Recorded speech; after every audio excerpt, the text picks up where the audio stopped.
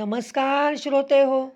आपण doctor V रा आपटे लिखित उपनिषदांचे वैज्ञानिक विवरण ह्याचे अभिवाचन करत आहोत. आपला प्रश्नोपनिषदाचा अभ्यास सुरू आहे आणि गेल्या व्हिडिओमध्ये आपण उदान ह्या वायूविषयी पाहिले आणि आता पुढे ह्या आजच्या व्हिडिओत आपण काय पाहणार आहोत ते पाहूया. आपणा सर्व श्रोत्यांना सादर सविनय अभिवादन. चला तर माझ्याबरोबर या श्राव्य प्रवासाला एका रुचेने सुरुवात करूया.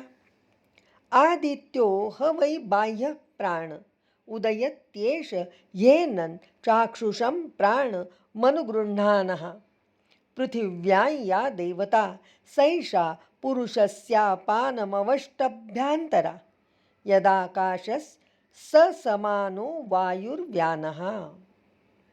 आदित्य हा बाह्य प्राण आहे. हा उगवतो व डोळ्यातल्या प्राणाला मदत करतो. पृथ्वीमध्ये असलेली देवता पुरुषाच्या अपानाला आकर्षून मदत करते. अंतरात असलेले म्हणजे समान तत्व होय.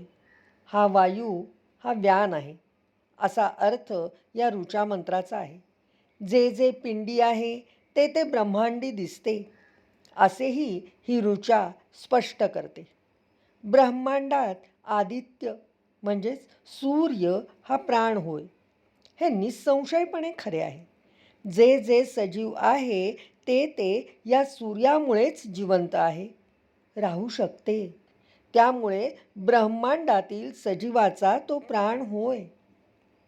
हा सूर्य उगवला की प्रत्येक डोळ्यात याचे तेज दिसते. त्यामुळे डोळे तेजस्वी होतात. नुसत्या डोळ्यांचेच नव्हे तर वाणी, रसना, घ्राणेंद्रिय यांची कार्यसुद्धा सूर्यामुळेच जागृत राहतात. गर्भनिस्सारण, मलमूत्र संकलन व विसर्जनही ही कार्ये अपानाच्या कक्षेत येतात.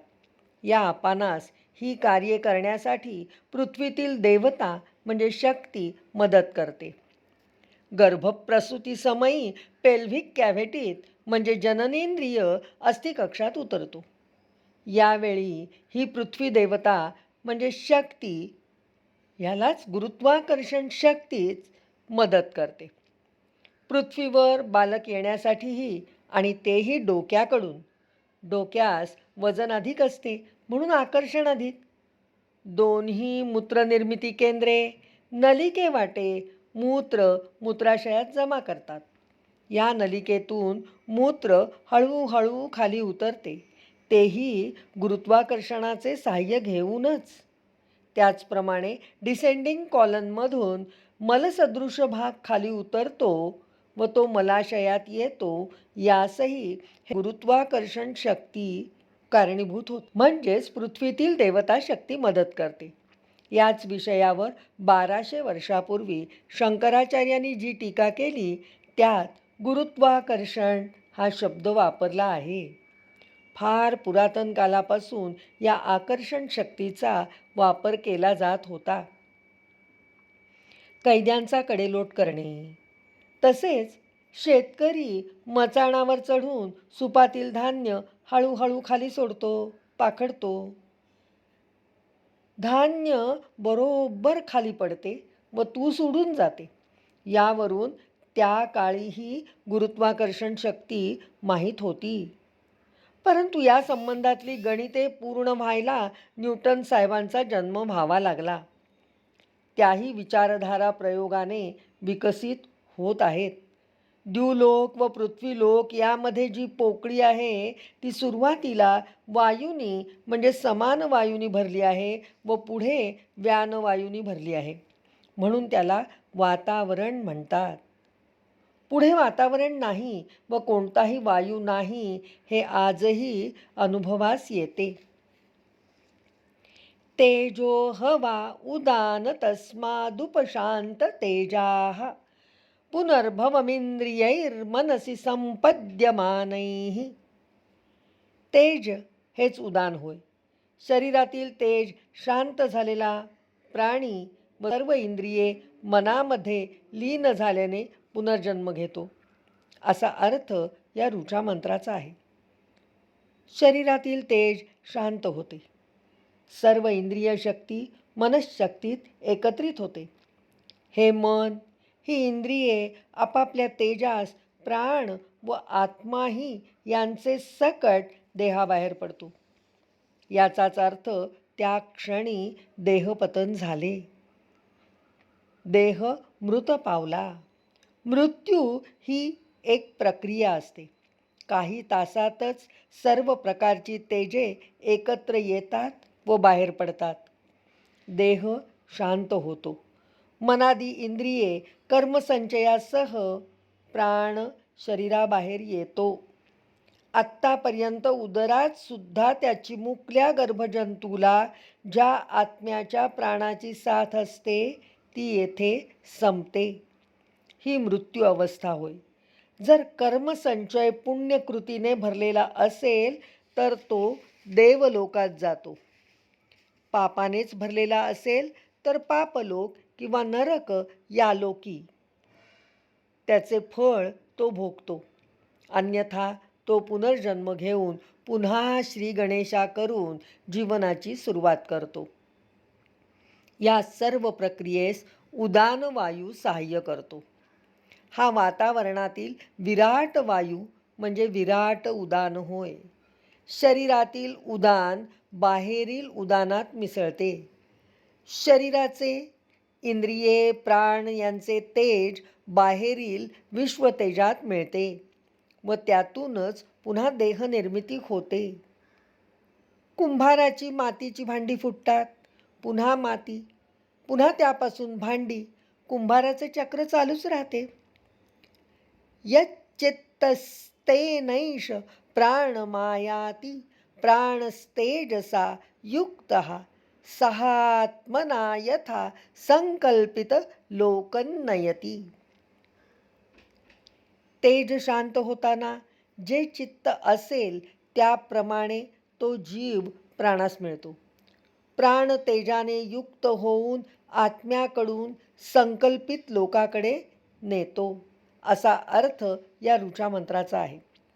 मृत्यू येत असताना मानवाचे चित्त ज्या भावानी भरलेले असते त्या त्या लोकाप्रत तेज प्राणासह व आत्म्यासह नेले जाते. म्हणून मरताना तरी राम वासुदेव ही नावे मुखात यावीत वा कानाने ऐकावीत. म्हणजे अनेक पातकांचा नाश होऊन तो जीव कर्म भोगण्यास उत्तम लोकात जाऊ शकतो असे सर्व संत सांगतात. नामजप हाही एक उत्तम मार्ग आहे. मनाच्या सर्व भावना नामात सामावल्या जातात. मन व चित्त भाव स्थिर होतो व त्या भावना आपल्यासमोर मूर्त होतात. यात ज्ञानाचे ओझे नाही, बडेजाव नाही. साधे सहज सोपे नाम संसारात उद्धरून नेण्यास समर्थ आहे असा निर्वाळा जगद्गुरू संत तुकाराम देतात. हे सोपे नाम आपल्या मनाप्राणासह योग्य अशा लोकात त्या जीवास मृत्यूनंतर घेऊन आत्मा जातो व परत परत संसाराची येरझार बंद होते. संकल्पितच नव्हे तर योग्यतेपेक्षा अधिक चांगला लोक मिळतो. हा खऱ्या अर्थाने उद्धार आहे. प्राण हा ज्ञानमय असल्याने शेवटची विनवणी नाममय झाली की सारे मिळून पावते. यात शंका धरण्याचे कारणच नाही. अनेक संतांनी आपले स्वानुभव अभंगांच्या स्वरूपात नमूद केले आहेत. त्यावरून आपल्या मनास आधार मिळेल. ज्याचे जया ध्यान तेची होय त्याचे मन असे संत तुकाराम महाराज म्हणतात. जे स्वरूप ध्यानात असते त्यासारखे मन होते. जो जे वांछील तो तेला हो प्राणिजात असे ज्ञानेश्वर माऊलीही म्हणतात. मनापासून केलेल्या प्रार्थना फळास येतात असा अनुभव अनेक देवभोळी लोक घेत असतात. मग परमेश्वराची केलेली शेवटची विनवणी प्रार्थना का न लाभावी? लाभते. फक्त कमतरता असते ती शुद्ध चित्ताने केलेली प्रार्थना हवी. कळकळीची हवी, मग ती प्रार्थना शब्दाने केलेली असो वा नसो, ती मनोकामना निश्चितपणे पूर्ण होते, हा अनुभवच घ्यावा. शेवटी मृत्यूसमयी असलेले मनोभाव त्वरित पदार्थत्व घेतात व सफळ होतात. मग इच्छा करा न करा, उद्धार होतोच. य एव विद्वान प्राणो वेद नहास्य प्रजा हीयते मृतो भवति तदेश श्लोकः. जो विद्वान याप्रमाणे प्राणाला जाणतो, त्याचे महत्त्व त्याला माहीत होते. तो स्वतः मृत्यूवर मात करतोच, म्हणजे अमृत प्राप्त होतो. पण त्याचे शिष्य मुले सुद्धा चांगले शुद्ध जीवन जगतात, त्यामुळे लवकर नष्ट होत नाहीत. जो प्राण म्हणजे काय आहे हे समजतो, त्याचे मन शुद्ध होते व ते शुद्ध भावात ब्रह्मात विलीन होते. त्याची सर्व इंद्रिये मनात लीन होतात व त्यांचे कार्य इंद्रियांचे आवश्यक तेवढे होते. बाकी सर्व त्यांची शक्ती तेज मनशक्तीत मिसळते व असे विशुद्ध मन विशुद्ध भावात सामावले जाते. हे कार्य म्हणजेच अमृतता येणे. यानंतर परत मृत्यू नाही, आणि मृत्यू नाही म्हणजेच जन्म नाही. जिवंत असे तो दुःख नाही, वेदना नाही. मृत्यूनंतर तो ब्रह्मलोकी जातो व मृत्यूनंतर अमर होतो. प्राणकार्य समजून घ्या. उत्पत्तिमायातिं स्थानौ विभुत्वञ्चैव पंचधा अध्यात्मञ्चैव प्राणस्य विज्ञायामृतमश्नुते इति. प्राणाची उत्पत्ती, त्याचे आगमन, पंचविध स्थान, पंचविध बल, शरीरातील त्याचे व्यवहार योग्य जाणणारा अमृतत्व उपभोगतो, असा या ऋचा मंत्राचा अर्थ आहे. प्राण हा स्वयंभू आहे. त्याच्यातूनच तो जन्मतो, वेगळा होतो, अशी विलक्षण प्राणाची उपज आहे. पेशीचे विभाजन होते, तसेच ह्याचे विभाजन होऊन संख्या वाढते. पण तो मूळ प्राण तेवढाच राहतो, कमी होत नाही किंवा अन्य प्राण मिळाले म्हणून वाढत नाही. म्हणूनच याला स्वयंभू म्हटले आहे. त्याला हवा तसा तो देह धारण करतो, तशी इंद्रिये निर्माण करतो व त्या जीवास ज्ञान मिळवण्याचे कार्य करावयास प्रवृत्त करतो. स्वतः पूर्णतः वेगळा राहून जीवाच्या इच्छेप्रमाणे कार्ये घडवून आणतो. तो देहात उतरतो. तो स्वतः ज्ञानी असून कर्माची फले तो भोगत नसून तो जीव भोगतो व एक दिवस तो देह सोडून नवा देह नवकार्यासाठी धारण करतो. तो 5 प्रकारे कार्य करतो. त्यासाठी 5 शक्ती बनतो. प्राण, अपान, व्यान, उदान व समान ही त्याची शक्तिरूपे आहेत. या 5 प्रकारच्या शक्तींना त्याच्या कार्यास जो जाणतो, तो त्याचे मन चित्त शुद्ध ठेवतो, त्याला ज्ञानी म्हणतात. असेही ज्ञानी माणसे स्थिरचित्त होतात, स्थितप्रज्ञ होतात. सर्व प्रकारे संयमित राहून इंद्रियांवर आपला ताबा मिळवतात. त्यांना शांत करतात, त्यांना मनात लीन करतात. असे मन ब्रह्माचा अनुभव घेत घेत अतीव आनंदाच्या राशीत डुंबते किंवा अतीव सुख मिळते. ते शाश्वत असते. तो अमृत होतो. तो अमृत होतो. इथेच विरमूया. 3रा प्रश्न इथे संपन्न झालेला आहे. ओम शांती शांती शांती.